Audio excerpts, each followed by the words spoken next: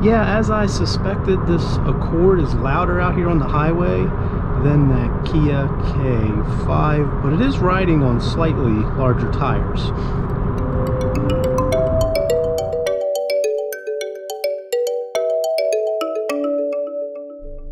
Well, good day, everybody. I'm very excited to be sitting in this 2018 Honda Accord EXL. Now, I just finished putting together some videos on the Kia K5 of 2021, and if you've seen those videos, maybe they're linked somewhere around up there, down there, somewhere like that. If you've seen those videos, and if you haven't, go check them out. But if you have seen them, you would realize real quickly as you watch those that I was quite enamored with the Kia K5. And throughout those videos and throughout my time with the Kia K5, I kept coming back to this Honda Accord. I truly felt, and I still do, that this Honda Accord is the benchmark in the midsize sedan when you take it as an entire package, from fuel economy, from spaciousness, from driving fun. And I kept saying in those videos that I felt that the K5 came really, really close to knocking off the Accord. So I'm very excited that I actually, within just a week of getting out of the K5, I was able to borrow this Accord from a friend of ours and get to spend some seat time in it today to see if I still feel the same way. But this is not a review of this Accord. Again, I'm really trying to see how this compares to the K5, so it is a follow-up. Just on the interior side, no contest as far as overall quality. I am in an EXL trim, but even if you go down to the LX, everything about the Accord interior, from all the buttons you push to everything you touch, definitely exudes quality. It's definitely one of the benchmarks as far as interior quality goes. I like the very symmetrical design here.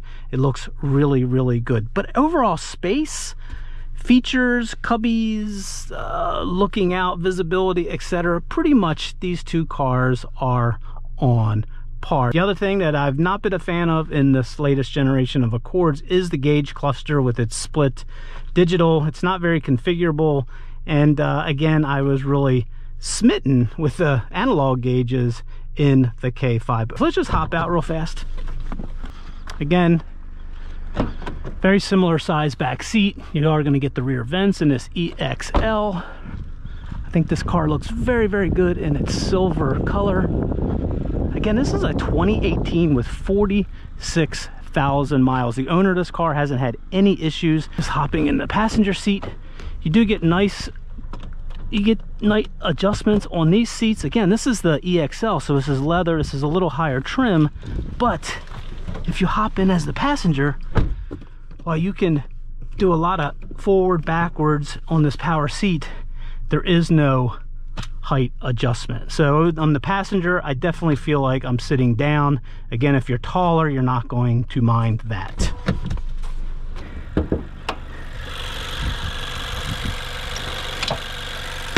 Very, very similar power numbers as the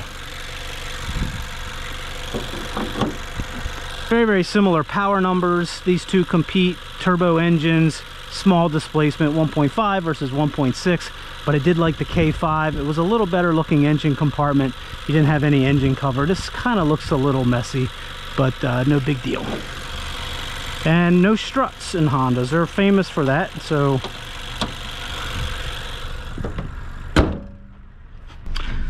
okay, so let's get out on the road. Let's take a drive and get to the driving performance of this Honda Accord. So before we go out onto the road and the highway, just kind of going over this very, very rough pavement here. This suspension is phenomenal. You really don't even know you're on rough pavement. Everything is soaked up. It's very, very solid. There's no rattles, there's no creaks. And that is the forte of the Honda Accord, is their engineers, look at this stuff. Their engineers have just figured it out, how to balance ride quality and still get outstanding handling.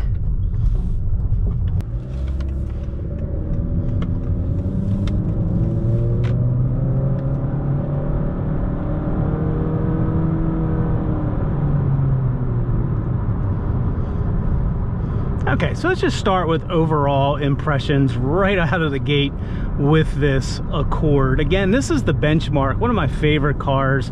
There's a reason why this thing makes Car and Driver's 10 best list every year, and of course there's a lot of politics and controversy involved with that, but this car has just an overall just solidity to it. It feels very planted. It just feels substantial as you're driving it as you go down the road. So very, very polished. Again, this is a CVT. This is the only CVT that I've ever driven where I've actually liked it. It is a perfect match for the 1.5 turbo in this Accord, and it just works so well for just pushing the pedal and going. It does drone, of course, if you really get on it, but you actually do accelerate as a result of all the droning, and that can't be said for some other cars. As far as handling, this car, you know, this is its sweet spot. You know, just ignore that CVT and 1.5 power for a second. This car is flat.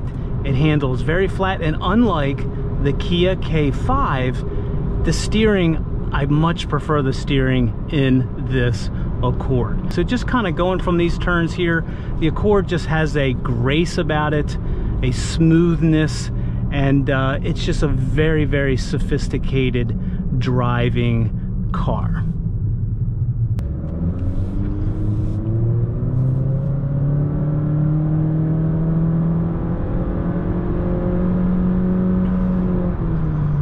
Okay, well, you know, I think this Accord is on par with the K5, the 1.6 in the K5 as far as overall quickness. However, the K5 feels quicker. From the start, the low end, the gearing ratios of the 8-speed transmission in that, it's superior to the get off the line punch of this Accord. But overall, I think if you measure these things 0 to 60, they're probably about the same. However, the K5 just feels quicker doing it. It's got the 8-speed going through the gears. It just feels better and sportier doing it. Now, overall driving position for me, I like to sit up in a car, but if you do prefer a overall lower driving position feel, this Accord has you sitting down in the car a little bit more. The hood is more prominent as you look out, and I prefer to sit up a little bit. So I always felt like I was sitting up a little higher in the K5. Some people don't prefer that. Overall brakes about the same, can't tell any difference. But again, just where the Accord shines is in its handling. But on the other hand, this car feels heavy.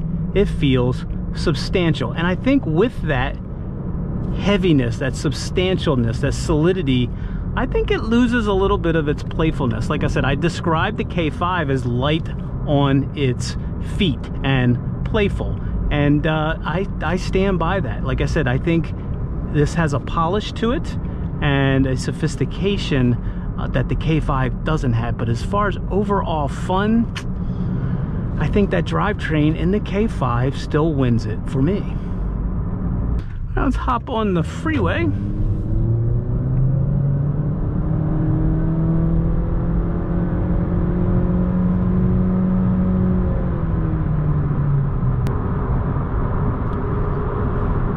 Okay, so as you can see there, as suspected, this Accord is significantly louder than the K5. The wheel size is a little bit bigger. This is a 225 50s on 17-inch wheels. Maybe the pavement is a little bit different than what I measured in the K5, but I could never get that K5 above 70 regardless of pavement. So I just feel like I'm talking loud in here as we're rolling down the highway. Okay, we're gonna put on some tunes. This stereo in this EXL is a notch above that LXS trim. Haven't heard the Bose system that they put as an option in the EX K5. I'm sure it's very good. This one's okay. It's pretty rich sounding. It's plenty of volume. It's not a very bright system, so yeah, let's just cruise along here. Let's try it out.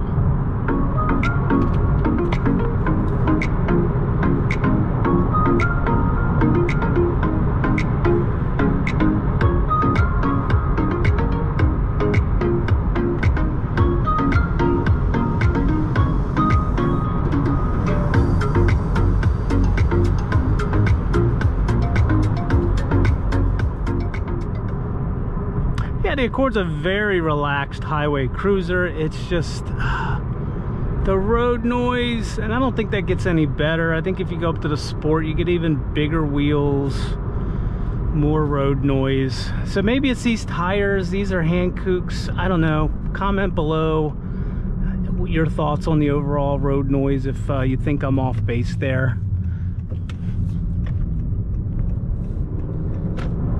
All right, so what do we say about this Accord? The handling is just so confidence inspiring.